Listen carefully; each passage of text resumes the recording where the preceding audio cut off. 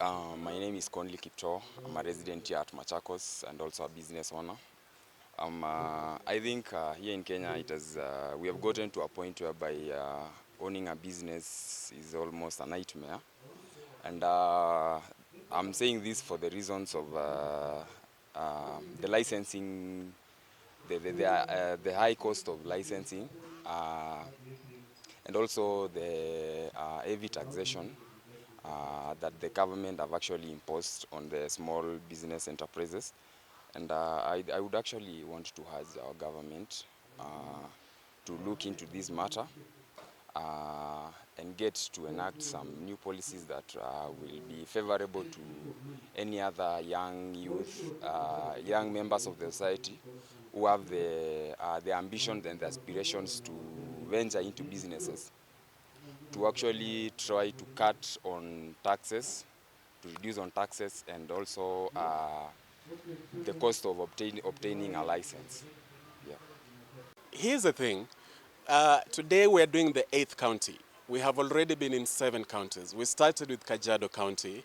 And one of the things, for example, that totally cuts across has to do with the healthcare. A lot of Kenyans are giving us their own horror stories of actually going to hospitals and they cannot be treated because the SHA system is not working. So that's an example of something that is completely cutting across. The issue of high cost of living, whether we are in Kimana, Kajiado South, or Nguruman, Kajiado West, or Kerugoya. Yesterday we were in Kerugoya, in Kirinyaga County.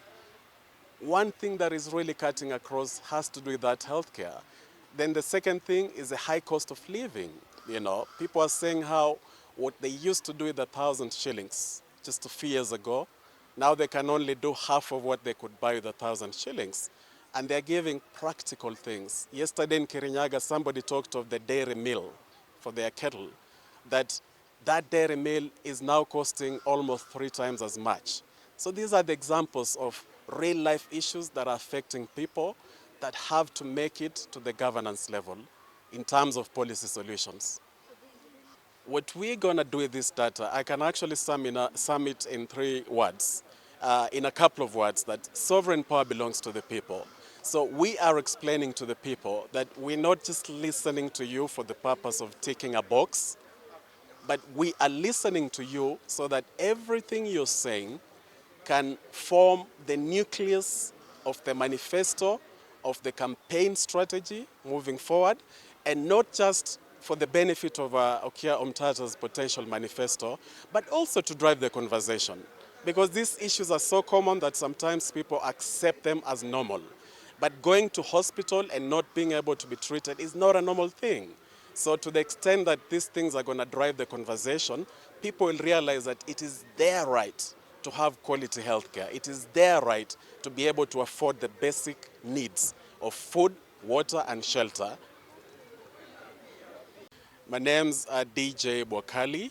I am the political and grassroots strategist of Okiya Omtatah's Presidential Exploratory Committee. And the reason that we're here today in Machakos County is to meet the people of Machakos. The reason we're doing that, I stay at the coast and we have a proverb there that asiyekujua hakuthamini. So we are here today because we want to know the people of Machakos. And when we do that, tutawathamini, we're going to value their voice. We're going to value what they have to say. Specifically, we are meeting the Gen Z today because Kenya, more than 70% of this country are aged 30 years and below. So today we had a target of actually meeting the Gen Z so that we can truly understand what they're going through. And once we understand that, we can better articulate it moving forward in our own policy proposals. And later on, when the campaigns hit full swing, we will be acting from a position of taking orders from the people, most of the Gen Zs. We're actually targeting all the demographics. We're targeting all the demographics in this country. Today, we were reaching out to the Gen Z, but we'll have another forum where we're going to meet the other demographics. Today, we just wanted them to be free to really speak out their own issues. And it's been so important. For example, there are two major things that are news even for us, the extent of what they're going through. The first one has to do with the attachments, where they're shocking us that they have to pay to attend attachments, you know. And as citizens, tax-paying citizens, that is completely unacceptable. The second thing they have really brought out is how they are suffering because of the university funding model, you know. That is something that sometimes people politicize, but this affects real people. This affects real people. They have told us how sometimes they have to make do with only one meal because the little money that they're getting is not even sufficient for their basic needs, leave alone the school fees. So now that we know that, because of our interaction with them, we're going to be sensitive to that and we're going to capture that so that we can truly articulate it moving forward. And the reason that is a question we relish to answer is because even Okiya Omtatah's prospective candidature for the highest office in this country, it stems from the Gen Z themselves. It stems from the Gen Z themselves because they looked around and they felt that they wanted something completely different. They didn't want the usual suspects. They wanted somebody with a track record. The main thing that we're hearing from them is track record, track record. Somebody whose past clearly shows that he can then handle the future that they envision.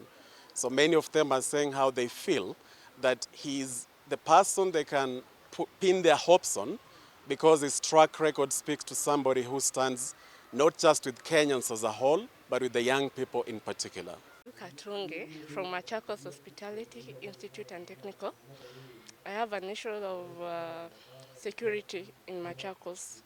Most of the people in Machakos or the students, they are killed or wanaibiwa, na most of the bodies go to the Mwania area. Na most of the things maybe the boda people or other people around Machakos. Yeah.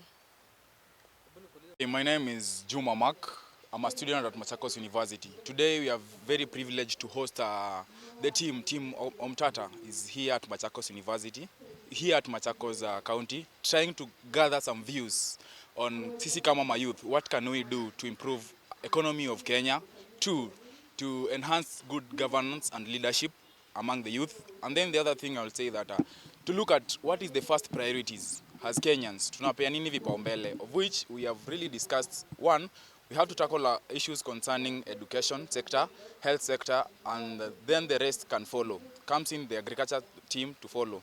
Under education sector, we have really said that disbursement of funds, that is help funds, should be dispersed on time. Then concerning the lecturer strike, they should be paid on time so that we can achieve our dreams in future, because we are the next leaders. If we are not being guided well or being taught well, we are going to cause some havoc in the country. Apart from that, about health sector, I can say that they try to sort out their issues concerning their issues within, or try to bring in more of USAIDs. If kama hawawezi to sort out, because a lot of people are suffering about HIV AIDS nini na tuna away hizo era visa tujui vile tutazipata. So we are trying to just to figure out a moment of how to fix our country to go back to its state. In addition to this, one, we may have our differences. It is good to have differences because through the differences we fix things into the right order. When the US withdrew itself from the funding of those medicines, what I can say is that the government to go back to the drawing board to find the solution. If the government cannot find the solution, then we have to sit down. We have a lot of people who have done medicine. We can manufacture our own vaccines, our own prevention, and try to prevent people from dying. Because I feel so bad when I see a youth who is a victim of HIV/AIDS, not because he had intimacy with someone, but he was born with, suffering for the cause of another person. Yet the government, what is the difference between Kenya and Rwanda? If Rwanda they are producing their own vaccines, their own cures, what about Kenya? Because Kenya is a very big country in East Africa.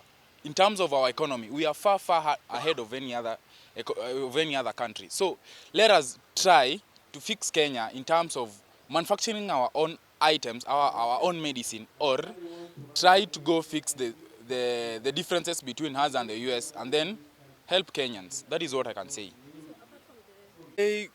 After wameng'ang'ana new funding model ikatolewa, we really appreciate that Mr. President alitusikia. Mimi naweza sema let us learn to listen from one another, okay?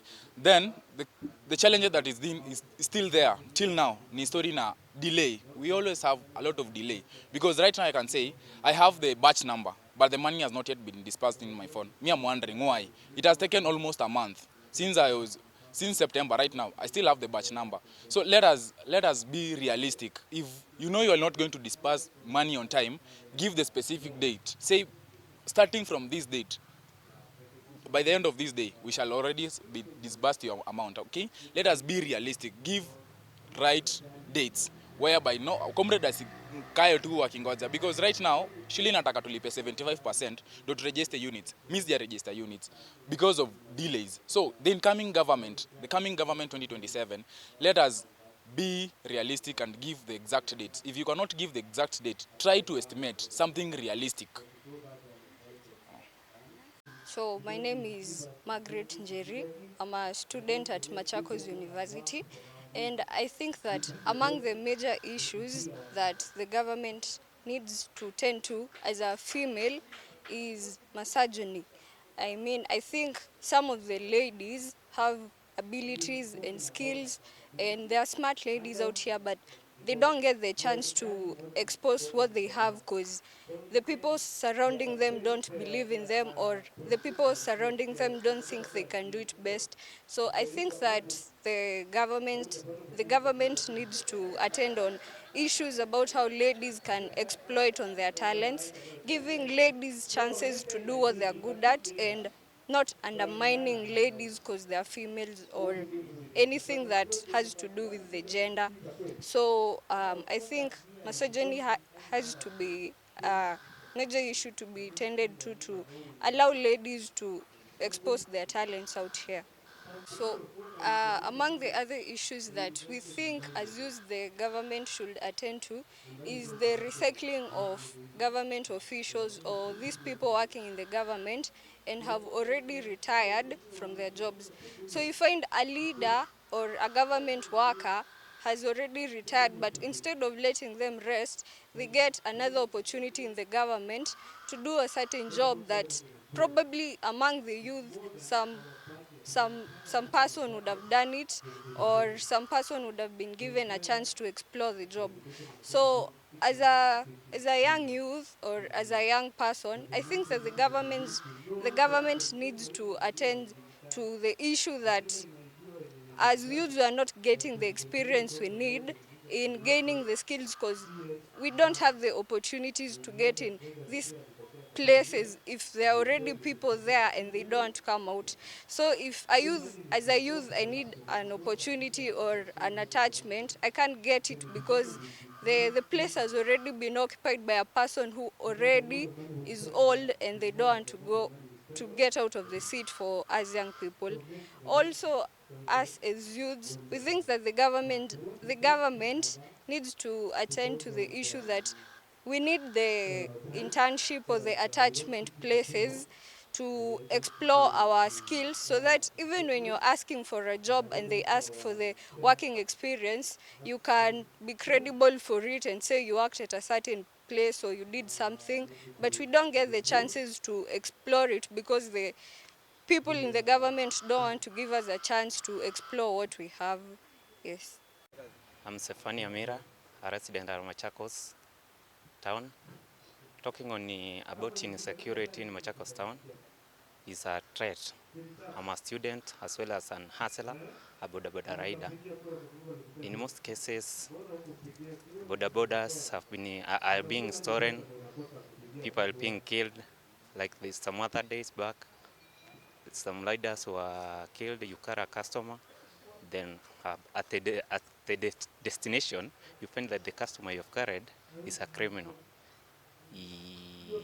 Anatoa mapanga kwa mfuko, then anakupiga. So at night from 7 unapata is a threat kutoka town, kutoka kubeba mtu nje ya town inakaa shida kubwa. Juu hata ukibebana ukichukua hiyo kesi unaenda tu polisi, the only thing unapewa ni OP. hakuna kitu kingine unapewa. Ukifika huko pia unaambiwa within 24 hours the same case has been reported, but there's no solution on it. So we are worried, what can we do? We can't carry our, hatuwezi beba sheria mikononi tutekeleza hayo majukumu yote. Yeah. Almost 5 years. Alafu long last nataka kupenda kwa law firm wananiambia wait to collect. No.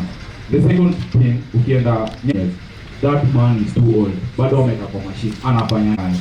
Vijana mtu wako na mtu mwenye ako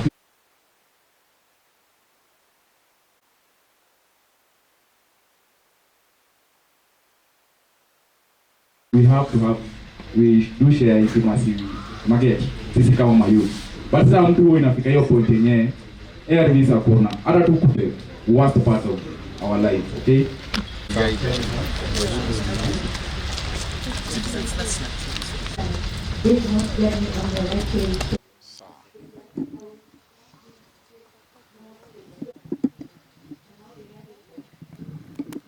My name is Juma Mark. I think also among the major issues we experience as youths is that looking for things like attachment, you have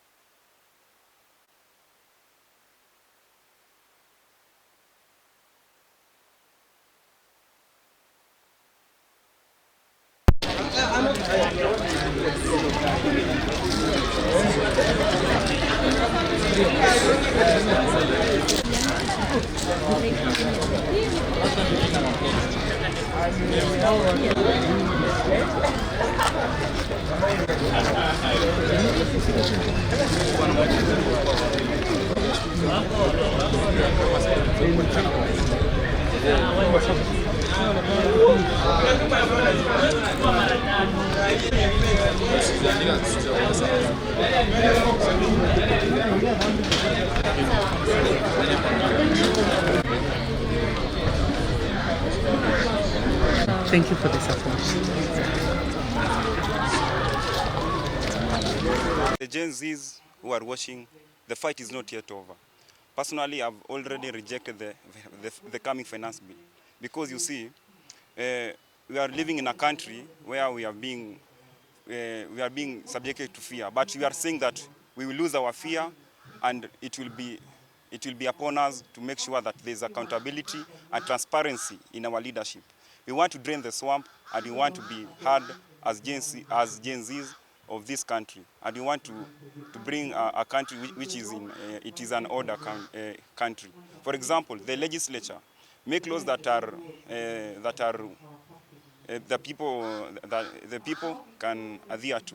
For the executive, stop bullying the other arms of the government, and for the judiciary, you have been our only hope. Please don't lose your hope, because Gen Zs, you are looking now you are operating. We want the rule of law to operate in this country, and as Gen Zs, our effort have not gone to waste, and it shall not go to waste, because we still have our voices, and it will take us no matter what, so that we will not lose our fear. My name is Brian Kipkirui, Machakos University student, and also a resident at Machakos. Today we are in a forum of Omtatah for awareness of his activities in our country. And what I've learned today is how can we drain the swamp? We want to drain the swamp from all the arms of the government. And speaking of this, there's need of an accountability of our money. For example, the US has introduced the Doge Committee, which oversees how the money is being spent in all the arms of the government. So we are today here asking for accountability of our money and also to drain the swamp and bringing leaders who are transparent and who are selfless. And for example, here is Omtatah. This is the new leader we need. So we need to drain the swamp and bring leaders who are accountable, and also we want accountability of our money from all sectors. Thank you.